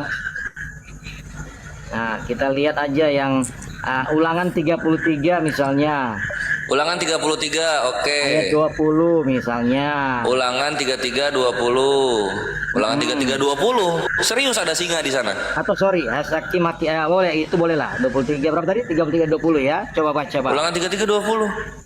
Tentang Gad ia berkata, terpujilah dia yang memberi kelapangan kepada Gad, seperti singa betina ia diam dan merekam ya. Singa betina ini bukan iblis bang, singa ini bang ya. Bukan iblis maksudnya. Jadi beda ya arti singa di sini ya bang ya. Loh, ini kan memang perumpamaan ayatnya. Iya. Kalau yang keluaran Hakim. 9 gini. Hakim, Keluaran hakim, 19:8 benar. sama Matius 28:9 itu menggunakan kata yang sama merujuk kepada bangsa yang sama. Kalau ini kan memang Hakim. tertulis singanya adalah istilah. Oke, Gimana sih? ya, Kok nggak abang baca apple to apple? Hakim 14 ayat 6. Hakim 14 ayat 6. Pada waktu itu berkuasa roh Tuhan atas dia sehingga singa itu dicabik-cabiknya. Itu arti Hakim berapa? letterlock, bang. Hakim 14 ayat 6. Ya udahlah, kita ikuti cara main lu ya. Pada Walaupun nggak waktu nyambung ini itu- dengan contoh yang gua bawakan. Pada waktu itu berkuasa roh Tuhan atas dia sehingga singa Hakim. itu dicabik-cabiknya. Singa itu siapa bang? Bukan iblis ya bang. Singa itu singa beneran. Mana? Hakim 14 Nah, ini ayat 6, kata bang. Hakim 14 Ayat Hakim 6. 14 Ayat 6. Oke. Gua baca bang. Pada waktu itu berkuasa Tuhan sehingga singa itu dicabiknya seperti orang mencabik anak kambing tanpa apa-apa di tangannya. Nah, ini singanya seperti apa ini? Iya, Seperti singa bunga. Singa itu singa biasa bang, singa beneran, binatang bang, oke? Loh, yang tadi orang-orang yang tadi diperumpamakan seperti singa nggak? Oke, lalu sekarang bahasa Indonesia, abang tahu istilah dapat ya bang ya? Abang tahu istilah bisa bang? Bang, Artinya Edukris, udah jangan kabur dulu Edukris. Artinya semua yang lu bawakan singanya tetap singa, tapi iblisnya diperumpamakan seperti singa. Sedangkan kata-kata yang gua bawa mengenai bangsa dan segala bangsa itu memang benar-benar tertulis segala bangsa, enggak bisa ditafsir-tafsir kemana-mana. Bedanya di situ. ya sudah, satu lagi, satu nama yang sama dalam Alkitab bisa juga bukan orang yang sama. Jadi kamu harus tahu kaidah-kaidah Bre. menafsirkan Alkitab, bang. Bre, kami di sini ini Gurunda ini ya. Gurunda tuh dia ngerti bahasa Ibrani, gua ngerti bahasa Yunani, dan gua ngerti 6 kasus kata benda bahasa Yunani. Lu mau ngajarin kami soal bahasa biblikal yang ada? Emang kamu aja yang belajar. Ya udah, coba sebutkan 6 kasus kata benda Yunani. 1, Ya, udah yang penting. 2, Ya, sekarang aku udah 3, mau balik. Ya, sekarang. 4, Ya. 5. Anda nggak bisa buktikan bahwa udahlah, etnos Edukris. itu. Anda belum bisa buktikan bahwa etnos itu merujuk Bre. ke 12 suku. Etnos itu suku Udah, apa aja tadi bisa. gua udah bawa Keluaran 19:8. Anda lari terlalu Edukris jauh. yang nggak bisa counter ke sana. Bedanya Itu loh. 1500 Terima tahun, itu Bos. kenyataannya. Bedanya 1500 tahun itu ayat, bos. Oh, loh, nggak apa-apa, nggak jauh, apa-apa. Bos. Walaupun beda Beda. 1500, tapi kan Yesus tahu Musa. Yesus Beda, tahu Bos. Musa. Beda. Ya. Anda yang nggak ngerti Udah, terima. kaidah. Enggak, Anda nggak gini, ngerti Bre. kaidah. Sudah saatnya belajar menerima kenyataan itu. Oh, enggak. Anda nggak bisa. Silakan terima Gurunda. kaidah. Silakan Gurunda. Silakan.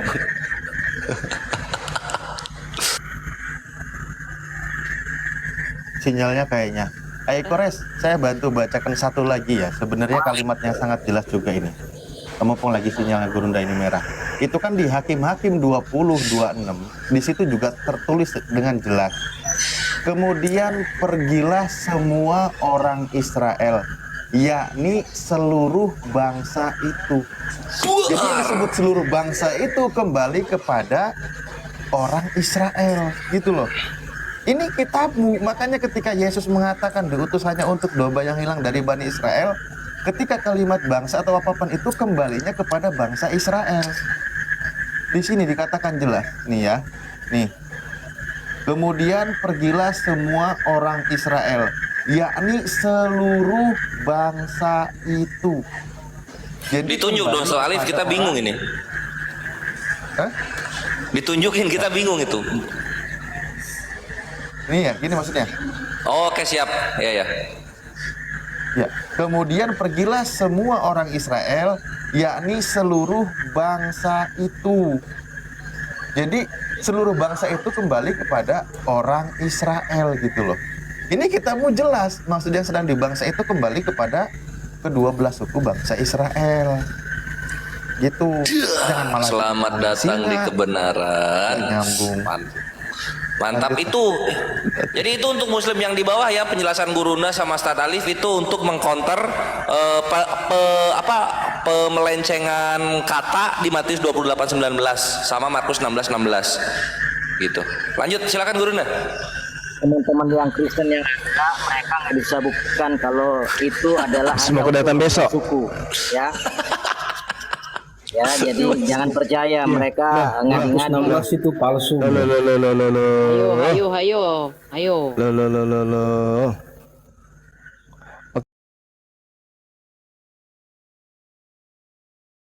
24 itu di situ Yesus mengaku diutus untuk siapa? Saudara Edu Kris.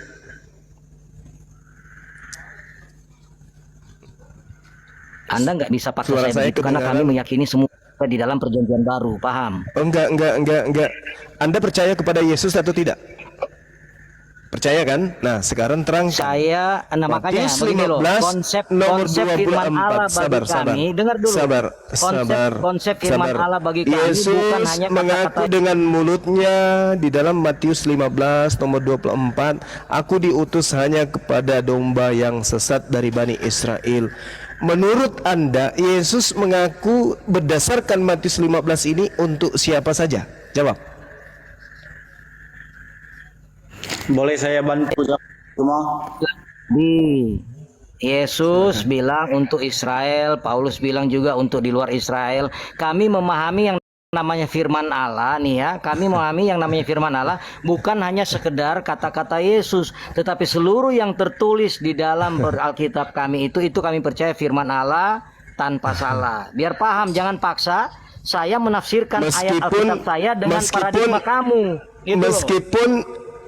Meskipun ada pernyataan yang bertentangan dengan pernyataan Yesus, Anda mengatakan itu sama aja gitu.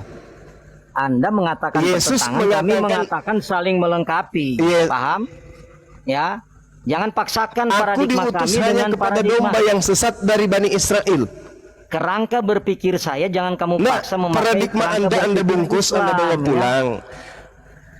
Paradigma Anda silakan Anda bungkus, Anda bawa pulang, itu iman saudara. Sekarang kita deteksi akal Anda. Ketika Matius 15 nomor 24 Anda imani perkataan Yesus, pertanyaan saya untuk akal Anda, wahai akalnya saudara Edi Cruz, apakah Yesus ketika berkata aku diutus hanya mono dalam bahasa Yunani, hanya kepada domba yang sesat dari Bani Israel, di situ juga untuk Bani Yunani? Jawab. Saya sudah bilang tadi, kalaupun memakai Yesus bilang lain, lalu Anda menafsirkannya lain, ya. Itu penafsiran, tapi yang pasti yang tertulis Yesus katakan. Lalu Anda mau menjelaskan domba lain itu tetap Anda Israel. yang mentafsirkan. Anda mau menafsirkan domba lain itu tetap Anda aja yang orang Israel. mentafsirkan. Anda Ya. Domba itu Bani itu Israel. tetap orang Israel. Nah, Tidak itu ada kelirunya domba Anda. di luar Bani Israel. Yang disebut domba itu Bani Yakub. Dalilnya saya sudah kasih loh. Domba lain. Lah, domba lain itu maksudnya domba yang tidak bertemu Yesus. Bani Israel yang tidak bertemu Yesus. Yohanes 10 nomor 16 itu Mana- terkait dengan Bani mana Israel di dalilnya? luar Yerusalem. Mana dalilnya domba lain itu, penjelasan kamu itu mana dalilnya? Ayatnya mana tentang domba lain itu seperti itu? Mau Coba dalil? tunjukin. Oke. Ya, Oke, domba lain. baik, Ayo, baik. mana? Berarti Anda tidak mendapatkan pendengar perkataan saya dengan baik.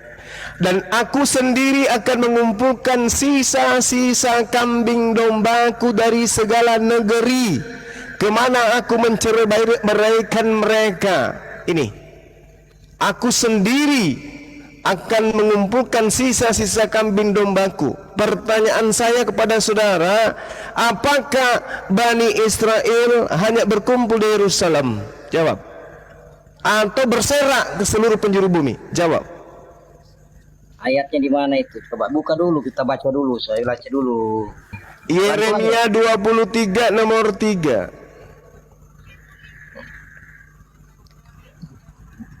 Nah, inilah kalian. Yeremia 50 nomor 17. Kok inilah kalian, inilah kalian. Ini kitabnya Yahudi, Bung. Kalau bicara domba yang lain, ketawa. coba lihat ayat itu, ayat domba yang lain itu dari perikopnya. Jangan buru-buru lari jauh, Bang. Perikop, perikop. Yang dimaksud domba itu adalah Bani Yakub. Israel adalah domba yang tercerai-berai. Domba lain. Abang buka dulu domba lain ayat mana itu, Bang? Domba lain itu di mana tuh domba lain? Yeremia 50 Domba nomor lain, bukan. 17. Yang Israel. Domba lain, Yohanes 10 ayat 16. Inilah yang Yohanes disebut 10. ular kobra. Yohanes 10 ayat 16, Bang. Aduh, patokanmu itu kau mematok akalmu sendiri, Bung. Yeremia 50, Israel itu adalah domba yang bercerai-berai. Itu jelas Yeremia 50 17. Ya, buka dulu Kemudian Yohanes Yeremia 10 ayat 23 nomor Yohanes 10 ayat 16. Iya, Ini domba yang itu. dimaksud di Yohanes 10 nomor 16 itu adalah Bani Israel yang di luar dari Yerusalem. Makanya muncul pertanyaan, apakah Bani Israel hanya ada di Yerusalem atau Bani Israel ada juga di luar dari Bani Israel? Kalau ada Bani Israel di luar Yerusalem, berarti itulah yang disebut domba di luar kandang. Bukan ente, kecap. Ente siapa? Ente bukan Bani Israel. Ortodoks aja saya bantai, apalagi ente yang bukan ortodoks. Gimana sih abang ini?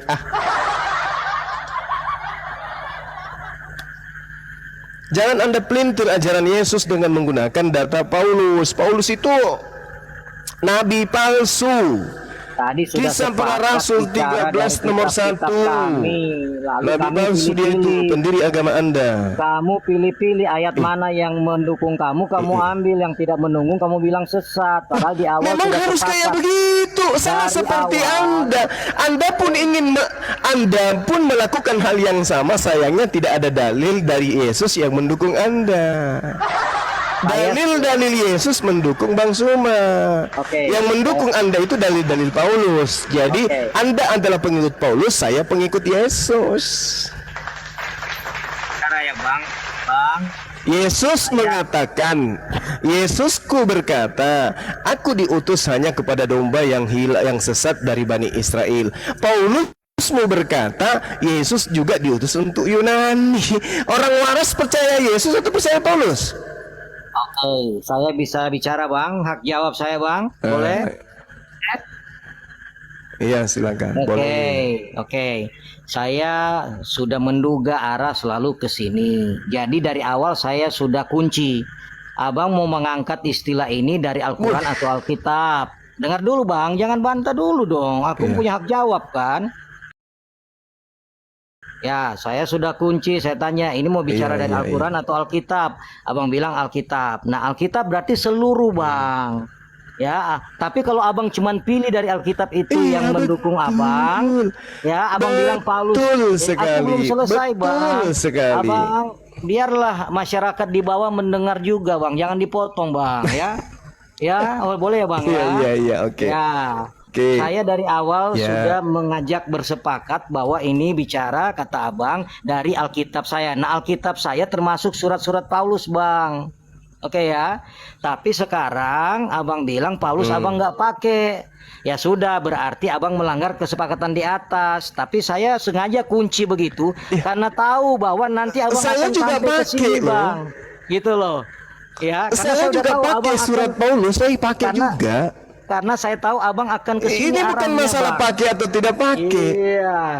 Oke, Ini jadi bukan abang masalah pakai atau tidak pakai. abang Ini pakai mas surat Paulus ya. Ini Jadi surat- masalah Yesus mengaku untuk Yahudi, Paulus mengaku untuk Yunani. Silakan Anda pakai dua-duanya, tapi yang mana lebih benar? Yesus atau Paulus? Paulus mengaku untuk Yunani, Yesus mengaku hanya untuk Yahudi. Mana yang benar di sini? Yang mana yang harus dipercaya? Yesus atau Paulus? Karena antara Yesus dan Paulus kontradiksi, kontroversi. Coba. saya bicara ya bang ya. Ini Yesus mengaku hanya untuk Yahudi, Paulus mengaku Yesus untuk Yahudi dan untuk Yunani. Kira-kira yang tahu siapa dan kepada siapa dia diutus, Yesus atau Paulus? Sementara dalam Galatia 1 nomor 15 nomor 16 nomor 17 Paulus sendiri mengaku aku diutus untuk non-Yahudi. Yesus mengaku untuk Yahudi, Paulus mengaku aku diutus sebagai rasul non-Yahudi. Sebagai yang mengaku untuk non-Yahudi, jelas dia akan menjual Yesus kepada non-Yahudi. Kalau dia tidak menjual Yesus kepada non-Yahudi, lalu apa yang dia mau jual? Cuplis? Tidak mungkin. Gantian, Makanya Bang, dia ya. mengajarkan Yesus untuk Yunani. Gantian dong, Bang. Sabar. Jangan- Kalau giliran Anda katanya Loh, Anda udah lama, merepet Bang. Anda. Kalau saya pakai Saya data, dipotong-potong, Anda apa cuma lama merepet. Ya. Jadi Paulus mengaku dia diutus hanya kepada diutus kepada non Yahudi. Di dalam Galatia 1 nomor 16-17 mengaku diutus untuk non Yahudi. Yesus mengaku untuk Yahudi. Nah, Paulus mau jualan apa kalau dia tidak jual Yesus? Jualan toples, jualan cuplis. Ya nggak mungkin. Dia jual Yesus kepada non Yahudi, maka dia ajarkan Yesus untuk non Yahudi juga, supaya ada barang yang bisa dijual, yaitu Yesus. Begitu bang. gantian. Udah bang, boleh gantian bang. Harusnya Penonton 4.000 orang lebih sudah tanda tangan, udah tepuk tangan. harusnya Berarti dari giliran Anda. awal Lanjut. gantian bang. Harusnya dari awal abang batasi cukup perkataan Yesus, baru masuk itu barang. Tapi dari awal abang bilang seluruh kitab suci saya. Nah, kan? Tapi kalau gini loh, yang namanya diskusi, ya, kalau abang mau diskusikan kitab suci saya, beda lagi. Ini kan lebih bicara isi kitab suci. Masalah kitab suci saya ada yang palsu atau enggak, itu tema yang berbeda. Bagaimana kita mau bicara tentang ayat dalam kitab suci, tapi kitab suci saya abang tidak terima, abang bilang palsu. Yang nggak akan bisa berdiskusi ayat yang abang gunakan itu abang bilang kitab sucinya palsu. Makanya dari awal saya tanya mau ayat Alkitab atau Quran. Lebih baik abang bilang pakai ayat Quran. Tapi kalau abang pakai ayat Alkitab, konsekuensinya abang harus menerima Alkitab itu tidak salah. Karena kalau Alkitab itu abang anggap salah, sudah palsu, nggak ada gunanya abang bicara itu Matius, Yesus hanya untuk Bani Israel. Gitu loh bang, ya. Biar paham pola berdiskusinya biar bagus. Harusnya Oke. abang batasi menurut Oke. Yesus saja di dalam Alkitab itu baru Oke. masuk itu barang. Oke, baik. Jadi kita memilih Al-Quran atau Bible, kita pilih Bible.